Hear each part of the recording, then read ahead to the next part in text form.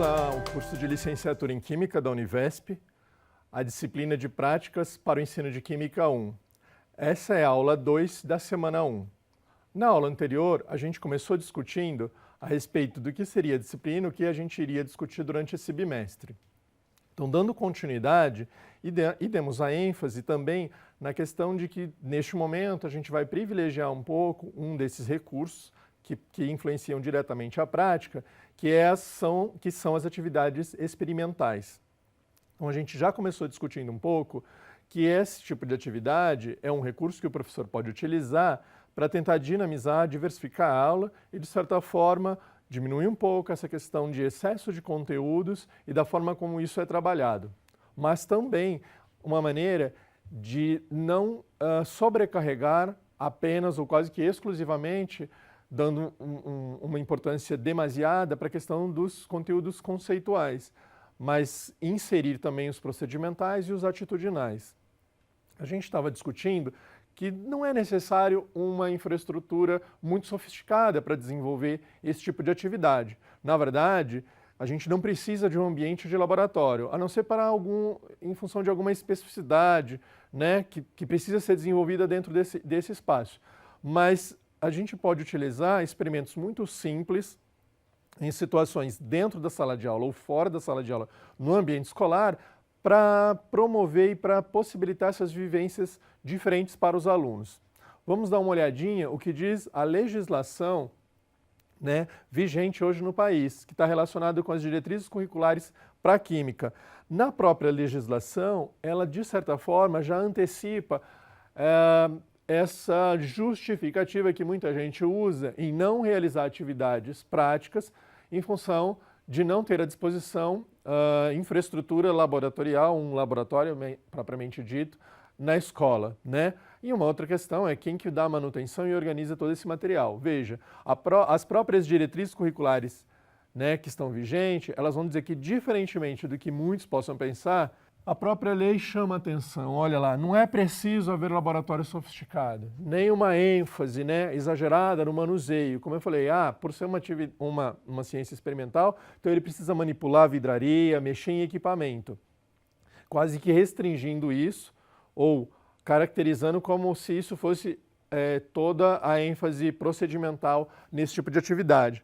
Os experimentos, eles precisam ter sentido, eles precisam estar dentro de um contexto, dentro ou fora da sala de aula. Então, a contextualização não é só em relação a questões teóricas. Nas atividades práticas também. O tema daquele conteúdo, daquele conceito que vai ser trabalhado, ele precisa estar associado, preferencialmente, a uma situação do dia a dia, para gerar um problema, para gerar uma situação na qual se precisa mobilizar, se engajar para tentar resolver isso. E, obviamente, não separar os conceitos teóricos que são trabalhados dessa atividade prática. Então, isso é o que diz a nossa legislação hoje.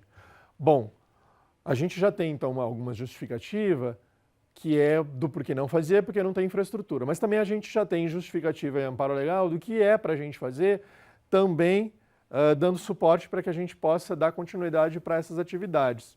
Então, o intuito é que durante essa disciplina, nas próximas aulas, a gente vai ter algumas atividades, alguns experimentos que vão ser demonstrados, mais ou menos parecido com aquilo que a gente fez na prática para o ensino de ciências, só que lá a gente tinha experimentos, um bloco de física, um bloco de biologia, um bloco de química, e em algumas daquelas atividades a gente tentou mostrar algumas relações entre essas disciplinas, e agora a gente vai ter esse bloco dos experimentos que vão ser demonstrados, tentando privilegiar aquilo que a gente tinha falado na aula passada, que era em relação aos conteúdos que vocês já viram, já estudaram, de química inorgânica e de química analítica, mas também, em algum momento, buscando outras disciplinas, que não sejam apenas as das ciências da natureza, mas também outras possibilidades. Então, a ideia é apresentar algumas atividades e explorar as possibilidades de trabalhar também aliado, né, aos conceitos que vão ser desenvolvidos para essas temáticas,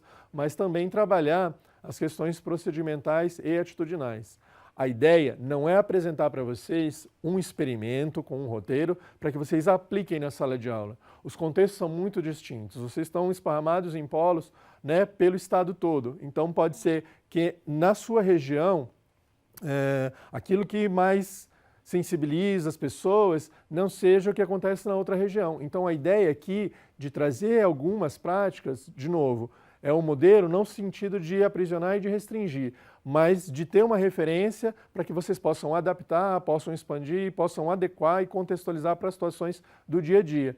A gente, né, como a gente já mencionou, vocês estão em diferentes regiões do estado, então pode ser que em uma região essa questão de explorar a aferição de pH da produção de leite seja muito mais importante numa região que economicamente ela depende dessa produção e exploração. Mas a gente também tem regiões onde a questão da agricultura, do agronegócio é muito mais forte. Então essa própria relação de aferição não só de pH ou teor de acidez e basicidade do leite, poderia ser pensado também no solo, porque isso vai influenciar nas características daquele solo para a produção daquele alimento. E assim também a gente pode pensar naquelas pessoas que moram em regiões que dependem mais de uma região industrializada, essa emissão de poluentes, como isso interfere, né, na acidez ou das substâncias que são dispersas aí no ar, provocando o efeito que vocês também já ouviram falar da chuva ácida e tudo mais. Então, veja, com o mesmo tema, o mesmo conceito de ácido base, ao invés de dar definições e mostrar aplicações, tentando mostrar que a contextualização disso é porque está presente em um outro alimento, em função dos diferentes contextos, a gente consegue também criar essas outras situações para que possa dar mais sentido para eles. Aí eu trouxe aqui mais uma citação de um outro grupo de pesquisadores que ele vai chamar atenção para isso, ou seja, como é que a gente pode relacionar aquilo que a gente está vendo, né, no nível macroscópico, aquilo que a gente toca, aquilo que você vê, com aquilo que a gente não vê, que seria no nível atômico ou subatômico, nível microscópico. Porque para ter um bom entendimento da química, a gente já discutiu também em outras disciplinas, e vocês já perceberam que a gente recorre aos modelos o tempo todo, porque a gente não consegue ver, enxergar em nível subatômico. Então aqui também é um pouco daquele exemplo que eu tinha citado. Veja lá, quando ele chama atenção para que a gente possa presenciar, né, uma chama, ou seja, poderia ser uma vela, poderia ser a luz lá no fogão de casa. É um evento que você vê, que você tem evidências sensoriais, ou seja, você percebe e sente o calor ao redor, o deslocamento, né, do ar quente que vai produzindo, você vê, se você chegar muito próximo e tocar, pode ter uma queimadura e tudo mais. Mas a ideia é que aquele estudante de química, aquele químico, não especificamente, né, ou profissional, mas quando você começa a olhar essa realidade com as lentes com o olhar da química, a gente enxerga de uma outra maneira.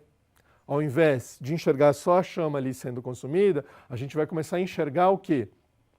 O movimento, né, dessas moléculas de oxigênio interagindo, reagindo com esse composto que é rico, né, de carbono, produzindo o dióxido de carbono, produzindo água também e liberando. Então, só que isso a gente não consegue ver. Isso a gente precisa recorrer aos modelos, quer seja no subatômico ou usar a simbologia para descrever aquilo que está acontecendo. Então, veja, mesmo com uma atividade muito simples, né, que é a observação da chama ou a queima da vela, a gente poderia fazer discussões e relacionar os diferentes modos ou níveis de representação. A gente poderia trabalhar também essas questões da observação, do registro, da comunicação, e ele começar a perceber e mudar um pouco as atitudes dele para ter um posicionamento mais questionador, mais investigativo, mais curioso, e extrapolar isso para outras situações do dia a dia. Vamos dar uma olhadinha aqui, também em um outro trabalho que foi feito por um grupo de pesquisadores, aquele que a gente já tinha mencionado na aula anterior, né? Lembra que eu falei que é um dos especialistas de maior reconhecimento em relação a essa temática da experimentação no ensino de química ou ciências. E eles fizeram um estudo e acabam enfatizando, em função desse estudo, o grande potencial que existe nessas atividades experimentais. Porque quando você coloca o aluno para realizar uma atividade em grupo, ele precisa discutir com os colegas, ele precisa discutir com os pares, ele precisa negociar esses entendimentos. Ou seja, ele precisa buscar fundamentos e criar um argumento um pouco mais consistente. Não é apenas na opinião, naquilo que ele acha, mas é baseado em dados, é baseado em informações, aqueles dados que ele coletou, que ele obteve no desenvolvimento dessa atividade prática. E, obviamente, que essas interações vão ajudar com que ele possa refinar, reelaborar, né, repensar sobre aquilo que ele achava em relação àqueles conceitos, àqueles conteúdos. E, obviamente, essa atividade, quando ela é realizada, quer seja no laboratório, fora do laboratório, ela deixa um pouco aquele aspecto formal da sala de aula, né? Existe essa aproximação maior do professor. E essa interação, né, essa relação que existe entre o professor e o aluno, ela é fundamental para que ele possa ter espaço para perguntar, para questionar, para pensar em outras possibilidades. Então, a gente tem uma série de vantagens em relação a isso. Essas atividades, elas vão apresentar, então, uma possibilidade muito grande que a gente pode, nesse momento, articular o que vê no nível fenomenológico com o nível representacional e com o simbólico, de como a gente comunica isso. A gente também, além de trabalhar, né, de transitar nos diferentes modos de representação desse conhecimento químico, a gente, com um momento de discussão, de interação, de negociação, possibilita com que ele desenvolva outras habilidades e, dessa forma, também conseguimos trabalhar a questão dos conhecimentos, dos conteúdos procedimentais. E se, dessa maneira, ele conseguir mudar o posicionamento dele, ou ter mais interesse agora pela ciência, começar a questionar, buscar outras situações do dia a dia, que não seja aquela relacionada àquele conteúdo que foi ou que está sendo, ou que foi desenvolvido naquela atividade, ele começa a ter uma outra postura. E que eu acho que é um pouco disso que a disciplina pode também contribuir com esse tipo de atividade. Ou seja, a realização desses experimentos pode ser uma simples demonstração, como algumas coisas que a gente vai fazer nas próximas semanas, mas pode ser uma atividade experimental verdadeira. Quer dizer, aquela atividade aberta. Uma atividade que você não tem um roteiro, que a partir de um problema ou do material que está disponível, ele vai precisar pensar um protocolo, vai precisar pensar e propor um roteiro para desenvolver aquilo. Então, diversificar as abordagens de como se trabalha as atividades experimentais é muito importante, porque a gente vai ter alguns alunos que precisam seguir normas, seguir padrões, aprender, né, a se enquadrar. Mas a gente também vai ter aqueles alunos que precisam extrapolar. Que se você der uma atividade experimental com um roteiro para ele seguir e cumprir, aquilo não engaja, aquilo não motiva, aquilo não desperta interesse. Então precisa lidar também com essa diversidade de interesses, de perfil de aprendizagem dos alunos na sala de aula. E dessa forma, eles vão poder ter essas possibilidades de interagir, de poder participar com os grupos, e a gente consegue ter, na verdade, uma possibilidade de ter um desenvolvimento mais efetivo dessa aprendizagem dele. Aquilo começa a fazer mais sentido, né, para esse aluno. Então, uma atividade experimental, ela precisa ser planejada. Ela não pode ser aquele tipo de atividade que o professor, em uma reunião, uma troca com outros professores, alguém sugeriu que na sala dele deu certo, então ele vai aplicar ali no outro contexto. Isso precisa ser pensado em função do que está sendo trabalhado, do que mobiliza, do que sensibiliza esses alunos. Precisa ter intencionalidade em tudo isso que ele está fazendo, né? Não pode ser algo aleatório só para, bom, eu estou trabalhando muitos conteúdos conceituais, eu vou colocar uma atividade prática só para quebrar a rotina. A ideia da quebra é quebra de expectativa do aluno. Ou seja, se ele começa a se acostumar com um tipo de aula, você diversificar isso, você mobiliza, você deslocaliza, você transporta ele da zona de conforto daquilo que ele já está acostumado e que ele sabe o que vai acontecer para uma situação inesperada. Então ele vai ter que se envolver mais nesse tipo de atividade.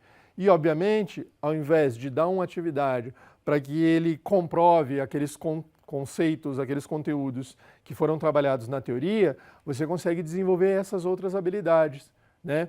E, obviamente, ele vai começar a ter uma outra postura em relação a essa atividade.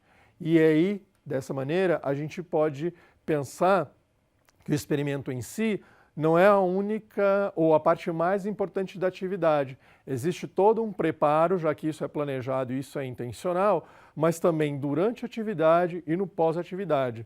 Então, recorrer à questão do registro é muito importante. Mas esse vai ser um assunto que a gente vai discutir na próxima semana, na aula 3. A gente vai tentar dar um pouco mais de ênfase nessa questão do papel do registro, ou seja, o papel do famoso relatório numa atividade experimental. A ideia não é seguir um roteiro, preencher lacunas com as medidas que foram obtidas e entregar. Porque, em geral, o que os alunos pedem após essa atividade, a hora que termina, é se eles podem misturar tudo com tudo para ver se explode, para ver se pega fogo, para ver se muda de cor. Ou seja, é mais uma evidência de que aquela atividade não alcançou o objetivo que era o esperado para eles, porque eles estavam querendo fazer outra coisa. Mas isso a gente vai discutir, então, na próxima aula. A recomendação é que, terminando essa semana, vocês respondam às atividades que vão ser colocadas no portfólio e a gente se vê na próxima semana. Bons estudos!